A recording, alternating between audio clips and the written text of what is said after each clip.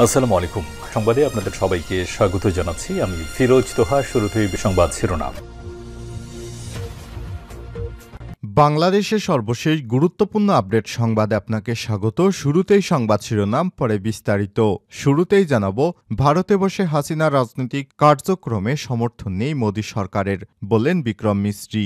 বাংলাদেশ ও ভারতের মধ্যে টানাপোড়েনের মধ্যেই দিন দুয়েক আগে ঢাকা সফর করে গেছেন ভারতীয় পররাষ্ট্র সচিব বিক্রম মিস্ত্রি। সদ্য সমাপ্ত এই সফর নিয়ে ভারতের সংসদ সদস্য এমপিদের আজ ব্রিফ করেছেন তিনি বলেছেন, ভারতে বসে হাসিনা রাজনৈতিক কার্যক্রমকে সমর্থন করে না ভারতের মোদী সরকার।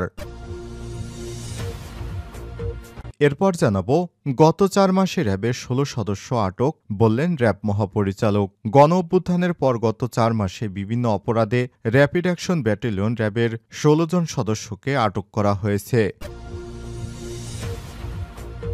এদিকে ভারতীয় মিডিয়াতে ইসকনের উপর হামলার খবর ভুয়া, বলল সিএউইং। ঢাকার উত্তরা এলাকায় এক ইসকন সদস্যের উপর মঙ্গলবার হামলা হয়েছে দাবি করে ভারতীয় কয়েকটি গণমাধ্যমে প্রকাশিত খবরটি ভুয়া বলে জানিয়েছেন প্রধান উপদেষ্টার প্রেস উইং। আজ এসব তথ্য জানান তিনি। এদিকে থানা থেকে লুট হওয়া 1400 অস্ত্রের কোনো হদিস নেই। 5 আগস্ট দেশের বিভিন্ন থানা থেকে লুট হওয়া অস্ত্রের মধ্যে 1418টি অস্ত্র এখনও ধরাছোঁয়ার বাইরে। এদিকে খালাস পেলেন গিয়াসউদ্দিন আল মামুন। জ্ঞাত আয় বহির্ভূত সম্পদ অর্জনের মামলায় ব্যবসায়ী গিয়াসউদ্দিন আল মামুনকে হাইকোর্টের দেয়া খালাসের রায় বহাল রেখেছে আপিল বিভাগ। উল্লেখ্য, গিয়াসউদ্দিন আল মামুন বিএনপির ভারপ্রাপ্ত চেয়ারম্যান তারেক রহমানের বন্ধু।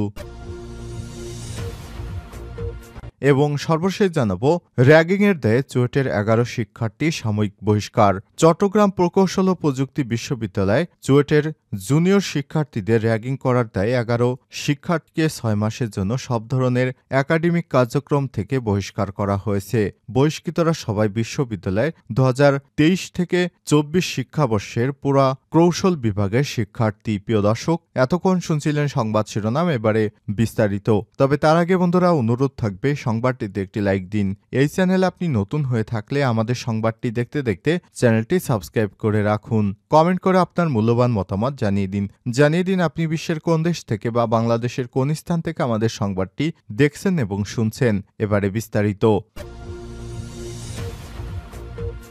ভারতে বসে হাসিনা রাজনৈতিক কার্যক্রমে সমর্থন নেই মোদী সরকারের, বললেন বিক্রম মিস্ত্রি। বাংলাদেশ ও ভারতের মধ্যে টানাপোড়েনের মধ্যেই দিন দুয়েক আগে ঢাকা সফর করে গেছেন ভারতীয় পররাষ্ট্র সচিব বিক্রম মিস্ত্রি। সদ্য সমাপ্ত এই সফর নিয়ে ভারতের সংসদ সদস্যদের ব্রিফ করেছেন তিনি। বিরোধী দলীয় এমপি শশী থারুর নেতৃত্বাধীন পররাষ্ট্র মন্ত্রণালয়ের বিষয়ক সংসদীয় স্থায়ী কমিটির সামনে এই সফরের বিস্তারিত তুলে ধরেন বিক্রম মিস্ত্রি। ব্রিফিংয়ে শেখ হাসিনা ভারতে বসে তার রাজনৈতিক কার্যক্রম বাংলাদেশের সংখ্যালঘুদের উপর কথিত নির্যাতনের মতো বিষয় উঠে আসে। ভারতীয় সংবাদ মাধ্যম দ্য হিন্দুর খবর অনুযায়ী বুধবার সংসদীয় স্থায়ী কমিটিকে পররাষ্ট্র সচিব বিক্রম মিস্ত্রি জানান, ভারতে বসে ক্ষমতাচ্যুত প্রধানমন্ত্রী শেখ হাসিনা বাংলাদেশের অন্তর্বর্তীকালীন সরকারের সমালোচনার বিষয়টি সমর্থন করে না নরেন্দ্র মোদী সরকার। এটি দুই দেশের সম্পর্কের একটি ক্ষুদ্র প্রতিবন্ধক। এ সময় তিনি বলেন, ভারতের সঙ্গে বাংলাদেশের সম্পর্ক কোনো একক রাজনৈতিক দল বা সরকারের মধ্যে সীমাবদ্ধ নয়, বরং বাংলাদেশের জনগণের প্রতি মনোযোগ দিয়ে সম্পর্ক বিবেচনা করে ভারতের পররাষ্ট্র সচিব জানান, শেখ হাসিনার ব্যক্তিগত যোগাযোগের উপকরণ ব্যবহার করে বক্তব্য দিচ্ছে ভারত সরকার তাকে কোনো প্ল্যাটফর্ম বা সুযোগ প্রদান করেনি যাতে তিনি ভারতীয় ভূখণ্ড থেকে তার রাজনৈতিক কার্যক্রম চালিয়ে যেতে পারেন। তৃতীয়ত, দেশের অভ্যন্তরীণ বিষয় নিয়ে হস্তক্ষেপ এড়ানো ভারতের ঐতিহ্যগত প্রথারই অংশ।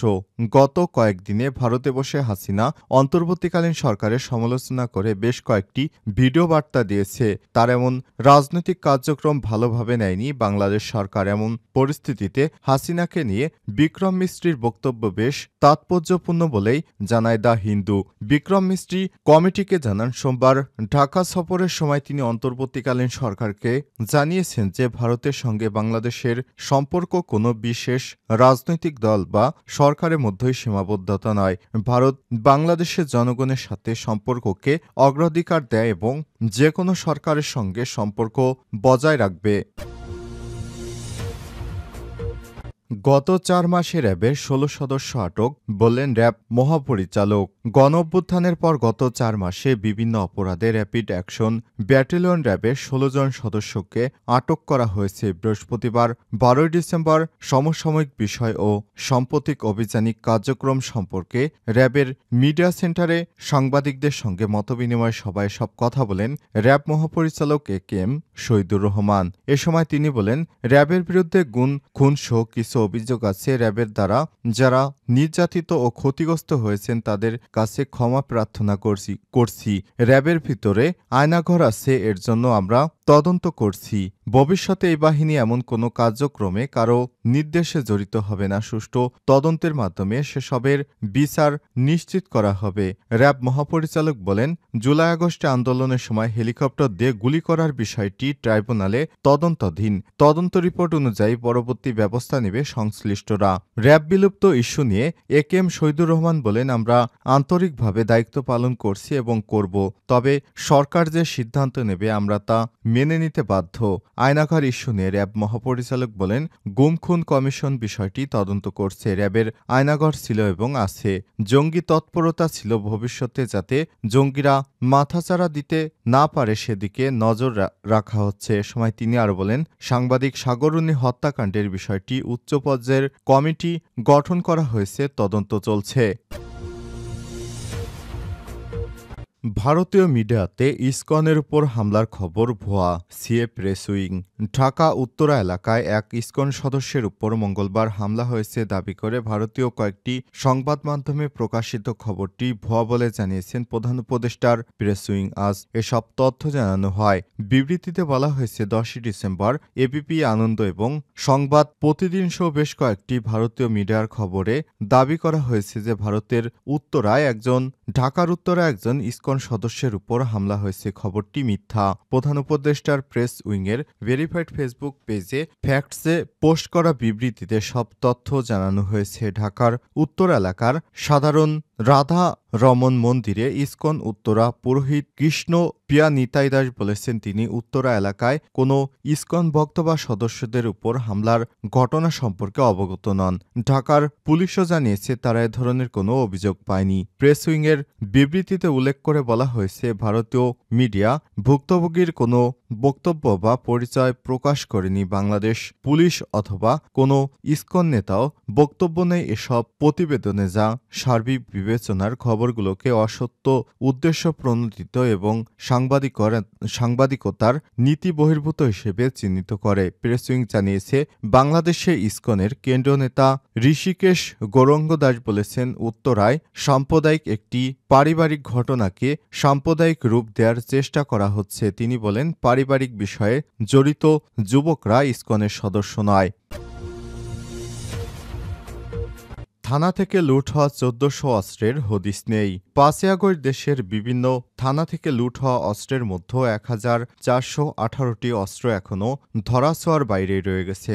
আশঙ্কার বিষয় হচ্ছে, এসব অস্ত্র নিয়ে কোনো সুনির্দিষ্ট তথ্য নেই পুলিশের কাছেও। আইন শৃঙ্খলা বাহিনী বলছে, লুট হওয়া অস্ত্র দিয়ে সম্প্রতি মুন্সিগঞ্জে খুন করা হয়েছে শাহিদা ইসলামকে। এমন বাস্তবতায় ছিনতাই, হত্যাকাণ্ডের সব অস্ত্র ব্যবহারের শঙ্কা সংশ্লিষ্টদের। মুন্সিগঞ্জে অন্তঃসত্ত্বা শাহিদা ইসলামকে প্রকাশ্যে গুলি করে হত্যা করে কথিত প্রেমিক তৌহিদ শেখ তন্ময়। আইনশৃঙ্খলা বাহিনী বলছে, গত ২৯শে নভেম্বর এই হত্যাকাণ্ডের যে পিস্তলটি ব্যবহৃত হয়েছিল সেটি ওয়ারী থানার এক পরিদর্শকের। গত ৫ই আগস্ট থানার থেকে লুট হয় এই অস্ত্রটি। এ সময় ঢাকা মহানগরের বিভিন্ন থানা থেকে লুট হয় ১,৮৯৮টি অস্ত্র। এ পর্যন্ত উদ্ধার করা হয়েছে ১,২১৭টি অস্ত্র। হদিস মেলেনি ৬৬১টি অস্ত্রের। সারা দেশে লুট হওয়া ৫,৭৪৯টি অস্ত্রের অস্ত্রের মধ্যে উদ্ধার করা হয়নি 1418টি। এছাড়াও লুট হওয়া অস্ত্র বিক্রির সময় গ্রেপ্তার হয়েছে বেশ কয়েকজন। পুলিশ বলছে, উদ্ধার অভিযান চললেও পিস্তলের মতো ছোট অস্ত্র এখনও অপরাধীদের হাতেই রয়ে গেছে, যার সুনির্দিষ্ট তথ্য না থাকায় অন্ধকারে রয়েছে তারা। বাংলাদেশ পুলিশের এআইজি ইনামুল হক সাগর বলেছেন, গত 4 সেপ্টেম্বর থেকে অস্ত্র উদ্ধার আমরা কাজ করছি, যৌথ অভিযান পরিচালিত হচ্ছে। সাবেক আইজিপি মোহাম্মদ নুরুল হুদা বলেছেন, জননিরাপত্তা নিশ্চিত এবং আইনশৃঙ্খলা রক্ষার সাথে দ্রুত এসব অস্ত্র উদ্ধারের অভিযান চালানো জরুরি। যদি এসব অস্ত্র বেআইনিভাবে অন্যের হাতে থাকে, সেটা বিপজ্জনক, আইনশৃঙ্খলার জন্য আরও বেশি বিপজ্জনক। গত 5 আগস্টের পর থানা পুলিশের এসব অস্ত্র লুটের হিসাব দেওয়া হলেও গণভবনে খোয়া যাওয়া অস্ত্রের কোনো হিসাব নেই।